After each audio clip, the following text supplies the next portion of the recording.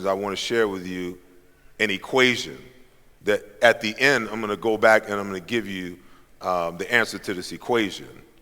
I believe that it's important for mental fortitude. So the acronym is GIGO, okay? Remember that, GIGO, G-I-G-O. And it's powered by BTSA. I'll clarify later, okay? So now emotions, let's talk about emotions, how they affect resiliency and success.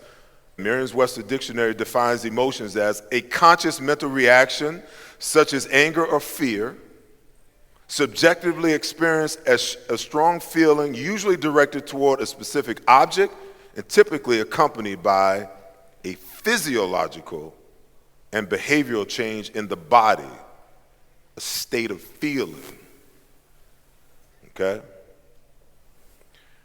I got to go a step further because if I believe that emotions are a psychological thing, then I got to tell you what the American Psychological Association says about emotions. It says it's a complex pattern involving experimental, behavioral, or physiological elements. So emotions are elements of the brain and mind, thoughts and beliefs, and they're driven by happiness, sadness, fear, anger, surprise, and disgust. You want to know why we're such a mess? Because that's only 6 of 27 emotions that we have to deal with, okay? Just 6 of them. But emotions are thought messages, if you will, because they start in the mind, but they're messages. The same way when you feel pain in your body, that pain is trying to tell you, hey, you know, something's wrong, something's off. Go to the doctor, get some medical attention. Same thing is happening with your emotions when your emotions are out of balance. It's telling you that something's off. There's something that you need to address, okay? If you walk into a deal and something's off, your emotions are the barometer for what's really happening. It's trying to tell you that something isn't right, okay? From childhood to adulthood, what your mind is doing, it is chronicling every single thing that happens in your life. And what it does is it creates a feedback loophole and a story. We all got a story. We all got something that happened in our youth that created an experience. And in order for the mind to protect itself, it creates these feedback loops and it creates these stories, okay? And the minute that something goes sideways, that feedback loop plays as a reminder, okay? So to understand emotions, we need to understand the brain and its immense power. The brain's only concern is our survival. And it'll do whatever it has to do at any cost to make sure that it survives. When we experience pain, suffering, failure, rejection, the brain is seeking some way to escape or some kind of refuge because it's trying to protect itself. Some find it in alcohol, some find it in drugs, some find it in denial. Like that whole week that I was cut from those 2 weeks that I was cut from the Eagles, yeah, I laid on my mother's couch, licking my wounds, feeling sorry for myself, woe is me, coming up with 100 reasons why it was everybody else's fault that I didn't make the team except for mine. So you see what I mean when I say we create these stories to try to make ourselves feel good. But emotions have to be confronted in the now, right now. You got to face it. Or we risk attracting like emotions and creating or enforcing new negative stories to the feedback loop, all right? So let's transition over to fear. Let's talk about fear for a second because that's a big part that's one of those emotions, right? I believe that fear is the gateway to negative emotions, okay? And there's 2 types. There's spontaneous fear. That's the fear that's external.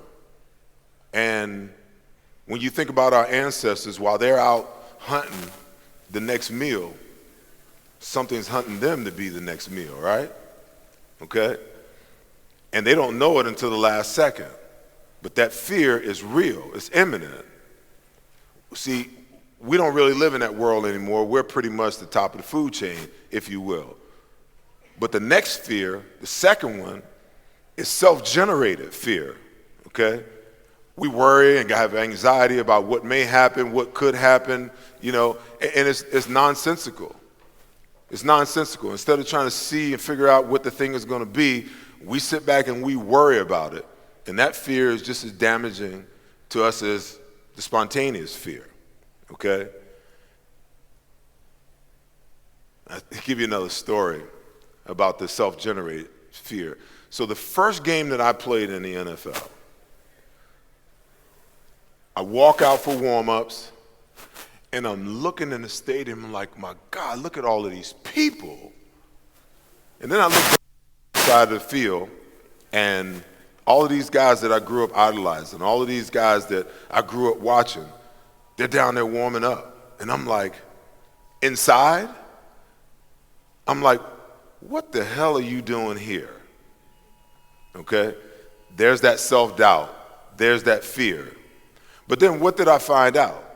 As time went on, I began to understand that, you know what? And I started playing, and I started to get better, and things started to happen for me. And then one day I realized, I said, you know what? Hey, I can survive here. And then all of a sudden it went up another notch, and I started to make plays, and I became the permanent starter.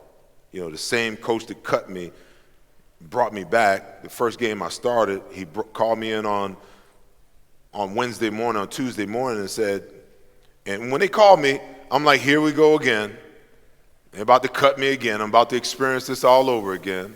Before I even got in there and heard what he said, the worry and the anxiety had already set in. So I walk in his office and he says, make sure you learn your stuff this week because I'm starting you, not because I want to, but because I have to. The mind is such a powerful thing because 1 second there's worry and anxiety about going to see him. But when I came back, the first week that I was back from being cut, I had resolved at that point in time that I was never leaving. I was never going to put myself in a situation where I didn't do everything that was necessary for me to be on that team and be prevalent on that team.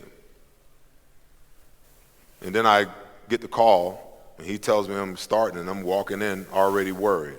It made no sense whatsoever. So fear can become larger than life if we're not just aware of it. It can be insurmountable giants for some people because they can never get over it.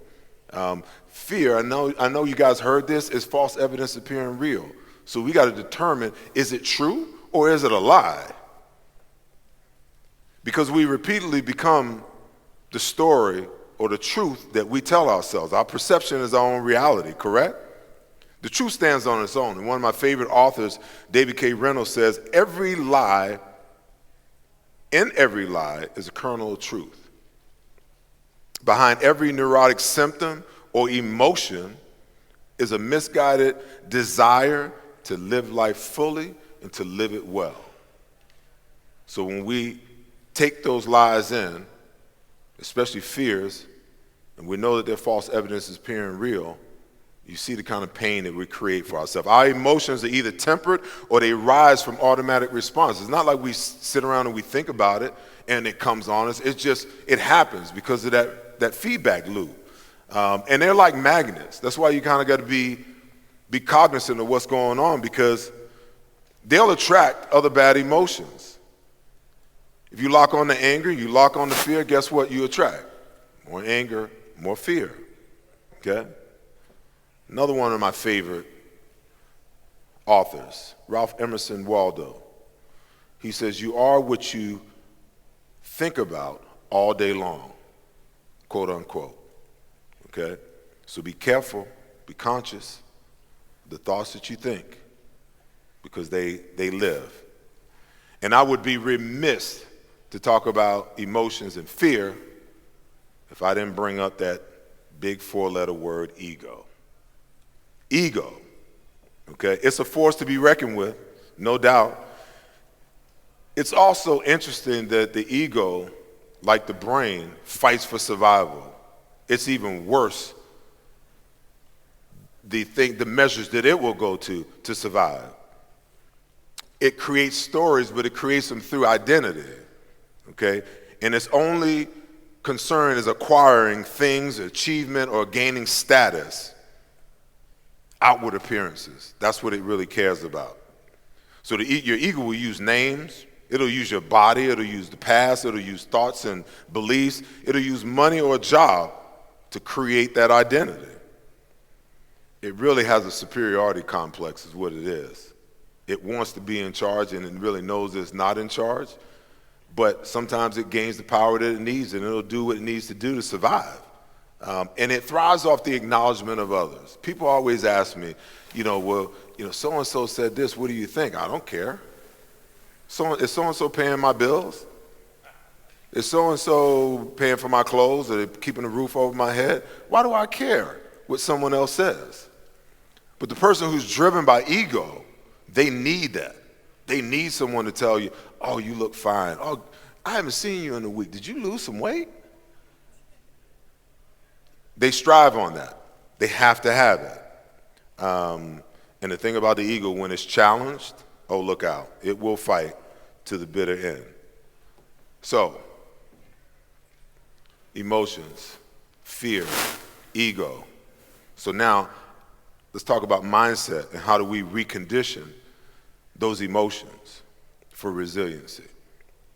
Listen, every situation, everything that you go through, when I got cut, let me tell you something, it was the best thing that could ever happen to me. Because had I made the team, how things were presently constructed, then I wouldn't have never understood the importance of having something that you love and your dream taken away for a little while.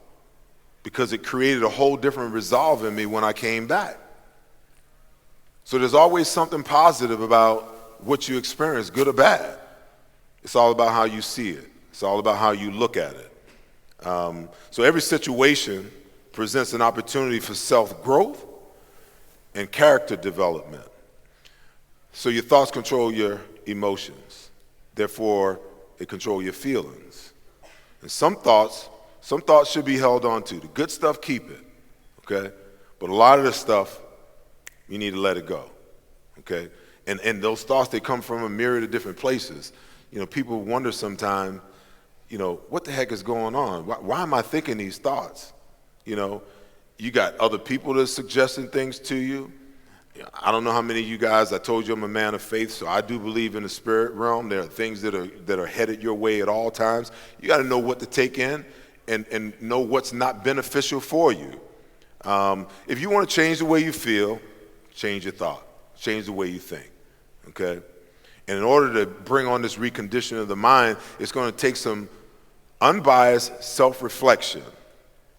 Observe how you feel in those times where the negative thoughts are, and observe your actions and your reactions during those times, okay? Because a lot of times we just kind of go through things subconsciously and then we react to them subconsciously. And these are things that I guarantee you each and every one of us know. We just don't apply it on an everyday basis. And you remember I talked to you about GIGO, okay? And I talked to you about TBSA. And I want to end with that, and I want to give you an idea of what that means. So, GIGO means when you're thinking, it's either good in, which produces good out, or it's garbage in and garbage out. Okay? That's how your brain works. That's the hardware. The software is, okay, the BTSA. And what's that? Let's start with beliefs. Okay? What you believe about yourself is so critical. It's so critical. And I know some of this is redundant, but it needs to be. Okay? You need to believe that you're good enough, that you're smart enough to be successful. In order to be successful, your thoughts, that's the T, powerful. You only want to embody positive and affirmative thoughts if you're going to be successful. And then your speech. Words are invisible seeds. So every single time that you say something, negative or positive, you're planting it. You're planting it in the ether of the unseen. And it's going to bear fruit. I promise you that. For the good or for the bad. And then the last one is action. And just because you guys are here, I believe that you're going to take massive action. Listen, action so massive that it makes you uncomfortable. That's how you know you're growing. Correct? Okay. Let's think about this BTSP. Because your beliefs will always precede your thoughts. Your thoughts. You'll only say what you believe, unless you're a liar. Correct? See, your words and your beliefs have to align with your thoughts, because you'll only act upon that which you believe, what you think about, and what you speak on. That's all you'll do. Okay?